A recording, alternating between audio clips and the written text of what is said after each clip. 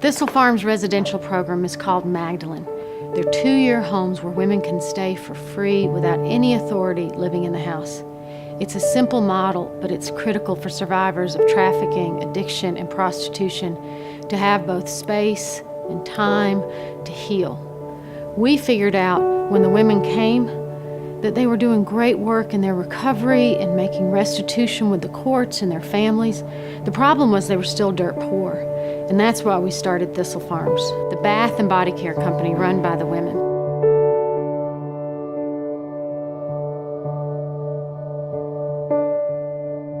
We've also diversified the social enterprise, so we have this cafe, we have the studios, 480 retail outlets, and 18 global partners.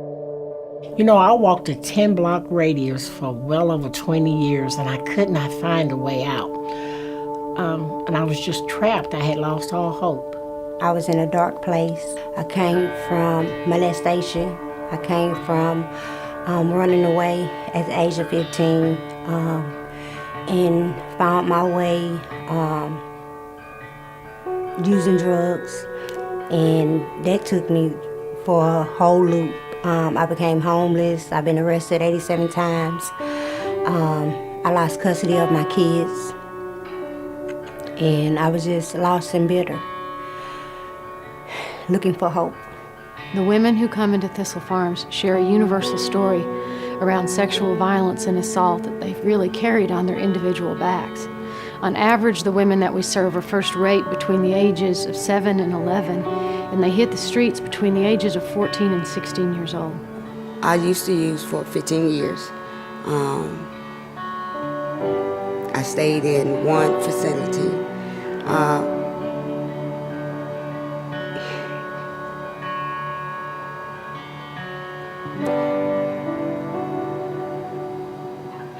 None of the women we serve in the community of Thistle Farms ended up on the streets by themselves. It takes a bunch of broken systems and communities that really roll out a red carpet for the women to find their way into being runaways, to being trafficked, to being addicted, to being jailed, to being prostituted.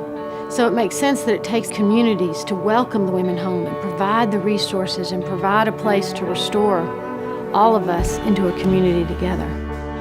What's different about Magdalene is you don't have to pay $1 or anything when you first walk through the door. They help me with all my needs, like hygiene, dental, food, clothes, a ride. They help me really get back on track. It was very difficult to get a job because of my police background, and they hired me. They let me work the register and be accountable for money. They let me go to the bank. But they allowed me the opportunity to develop job skills. And they did not ask me, what did you do? They asked, what happened to you? Made me cry. The best thing about my life is that I lost my kids, and so I have 4 grandkids, and so the things that I wasn't able to do for my kids, I'm able to do for my grandkids. Like go to the PTA meetings and show up for lunch, drop them off at school, just to hear them say, Nanny, can you help me with some homework? Even though I might not know, because I've been out of school for so long. And they love us till we're able to love ourselves. For 20 years, we've been a witness to the truth that love is the most powerful force for social change in the world. It is that way because people want to hope with us. They want to do this work with us, and we welcome you to the circle.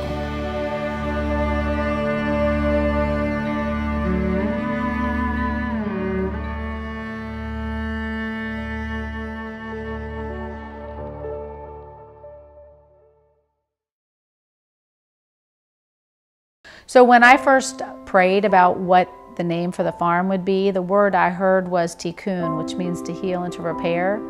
And what I heard was repair and heal the buildings first, and then I'll bring the people whose lives need to be repaired. And so one of the things that we're really committed to doing is restoring the barns. And as I've begun to look into that, one of the things that I realized is that our largest and most beautiful barn has really survived a fire. And if you look up at the roof of that barn, you'll see that some of the beams are black and the other ones are newer because some of it had to be repaired. But I think of that barn as really a metaphor for what happens to people who survive trauma. That barn survived the fire.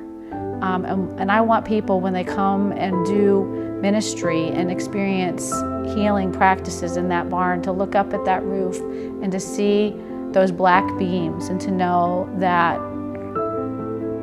the beauty and the beautiful things that are happening in that barn are happening in a barn that survived its own sort of traumatizing experience. And that's sort of a metaphor for what we're all in the process of doing while we're here.